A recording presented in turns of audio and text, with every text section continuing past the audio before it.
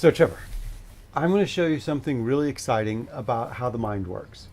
We've got our conscious mind, which we use to solve problems.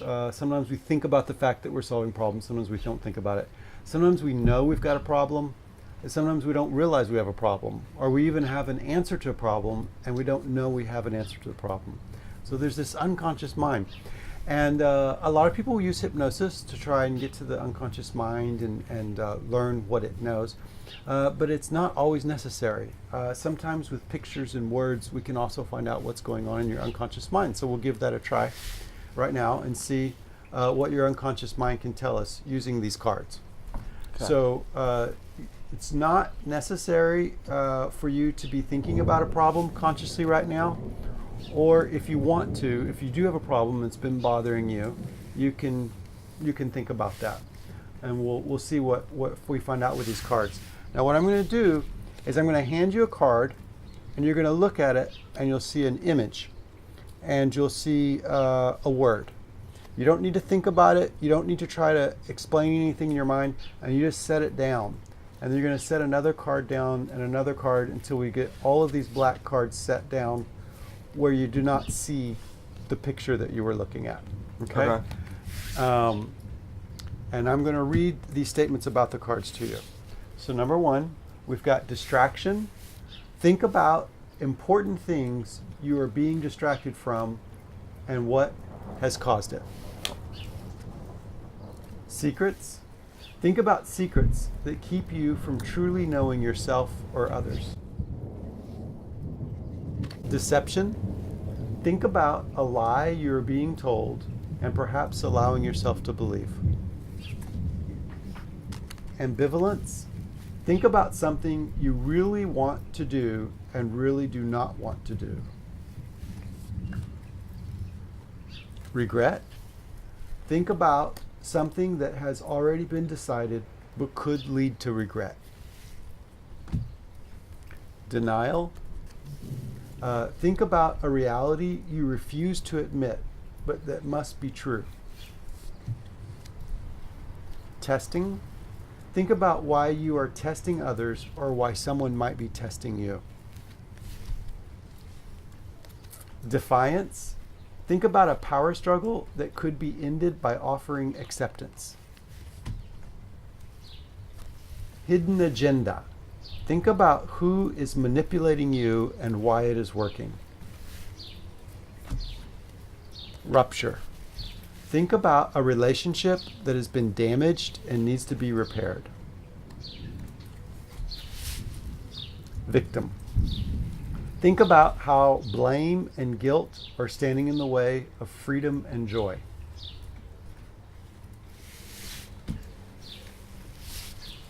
Danger. Think about how you might be placing yourself or others in danger. Death. Think about what needs to be done before death occurs. Loss. You've not stopped to think about something you've lost. This one's blank. There's no picture. The conscious mind is not ready to see this problem. Okay. Now we have enough different cards here that your conscious mind doesn't need to know where they are. Your unconscious mind will know where each card is.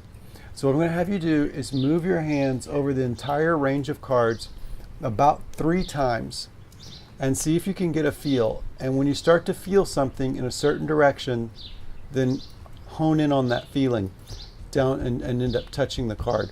The feeling could be like something pulling you to the card.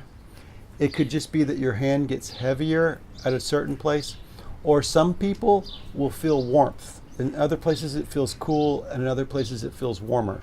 It doesn't matter which way works for you, but just see what starts to happen as with your eyes closed you start to move your hand over the cards.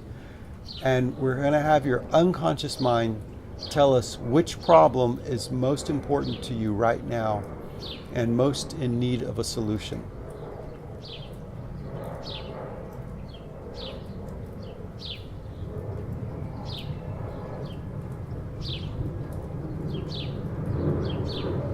Okay. Ambivalence. Ambivalence was think about something you really want to do and really do not want to do. Do you have an idea of what that might be? Maybe. You got something you think? Yeah, I think so. Okay. As you think about it, are you feeling anything inside of you like, oh, like this is important? Or is it kind of like, oh, it could be important, but it's probably not that big a deal? No, definitely. Definitely. Yeah. Okay. Okay. So let's put these away. We'll keep that one out.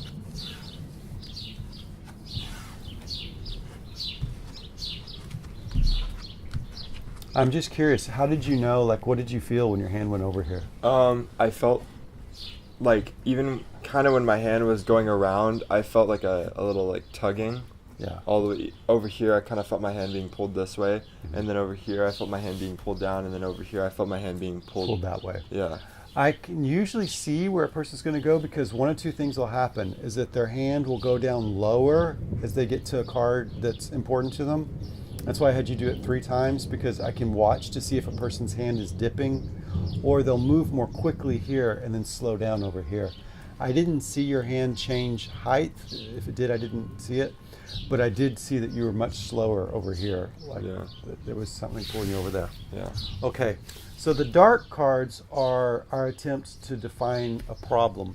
Now we're going to go through the white cards, and the white cards are going to be our attempt to define a solution, or to have your unconscious mind pick a solution for you. So we'll do it exactly the same way. Okay? The first card is contrast. What does this problem help you better appreciate? Next one is growth. How can this problem help you grow? The next one is liberation. How can you free yourself from this problem? The next one is courage. What would be the heroic thing to do? The next one is humor. What is funny or unusual about this problem?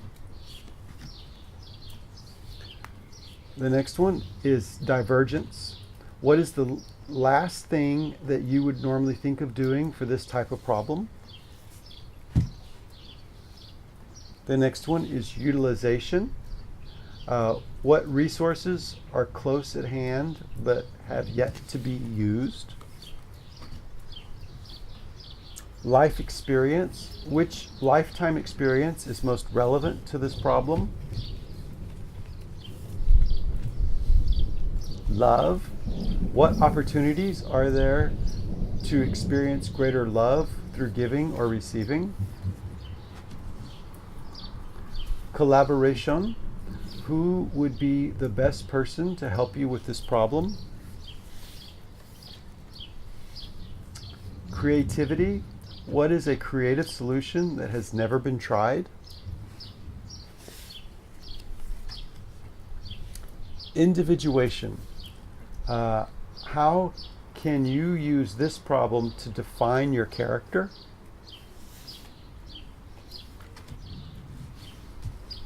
Walk away. From who or what do you need to walk away? My strength. Think about your greatest strength and how to use it for this problem. This card is blank, and that means that the solution will come as a surprise without you consciously knowing what it will be. Okay. Perfect. Exactly the same thing.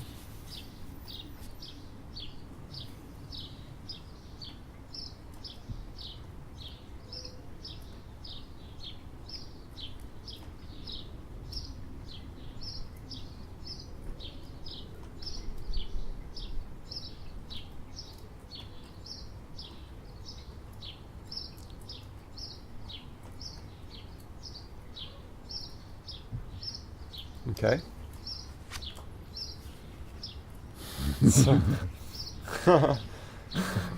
So what this means is that your unconscious mind has its own way of figuring out what it's gonna do. Sometimes sometimes I like to look at two cards just in case. You did point to this card as you were moving. Your pointer finger dropped right down, and then you went straight to it, and you kind of knew that was it. Yeah. When you were over here, your thumb actually pointed at this one, which I thought was curious. So I'd just like to see what this one is too.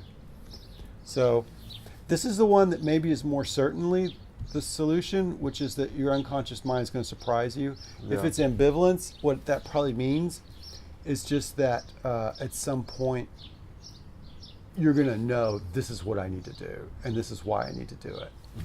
Mm-hmm. That may have just been something that didn't mean anything. It just could have been your finger twitching. But if that meant anything, it would mean that somehow the solution is going to lead to more growth on your part, improvement. Yeah. So, what was this experience like for you? Did it bring anything forward to you? Did you feel more aware of? Yeah, it's like it's pretty directing. So now it gives me like a focus on what I need to do and where I need to go and exactly what I need to. Even though it may come as a surprise to you. Well, that just gives me certainty, like confidence in yourself. Confidence, yeah. Okay. Knowing that even if I don't know what to do, that eventually I will know what to do and it'll come to me. Now, here's the cool thing about this. You don't have to tell me what the problem is. You don't have to tell me what the solution is. You can keep it completely private. The fact of the matter is that you're the one working out the solution, right? The only reason to discuss it would be if you want to share it, if you want to discuss it, if you want to think about it as you talk about it. But without us even discussing it, your unconscious mind will move in the direction of achieving this. Mm-hmm. Okay. Cool. With Trevor, I was not talking with a hypnotic voice, or there was no trickery involved, because it's really not necessary.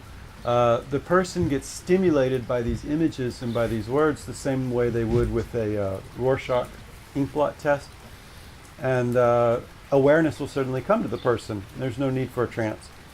What does happen sometimes, where you need this is where the skill comes in for the person working with the person, is that they, for whatever reasons, they'll clearly be drawn to a certain card, and so the person has their eyes open and they're really almost just touching a certain card, or they linger very much here, but then they go over and suddenly pick something over here.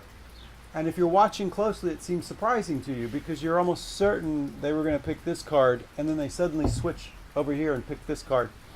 Anytime that's happened, I first have the person, look at and think about this card. I ask if there's any reaction, any surprises, any emotion, and usually there's not. And the person says, well, this doesn't mean much to me, because the card is a distraction, and they were actually distracting themselves either from the problem or from the solution. And so then I'll ask the person, how about trying this card right here, the one that I saw the hand going close to? Let's just see what happens when you do that card. And the person will turn it over, and then you'll see in their eyes and their posture and their whole body that they're having a reaction to that card. Then you know that this was the true either problem or the true solution. The strongest reaction I've seen, a person took the card and held it to her chest, stopped breathing momentarily, put the card back down, said, now I know what I must do. And she didn't want to speak of it anymore. Never even said to me what the problem was. And of course, or what the solution she knew she had to do. But she had her answer. And of course, I respected her privacy just to let her take care of things. And so that's something to keep in mind, is that there's not a rigid way of doing this each and every time. There's just the way that works best for this person in front of you. And of course, that's the right way to do it. If the person makes a suggestion or says, what if I try the cards this way, or what if I do this other thing, I would listen to the suggestion and I would do it the way the person thinks it will work best for them.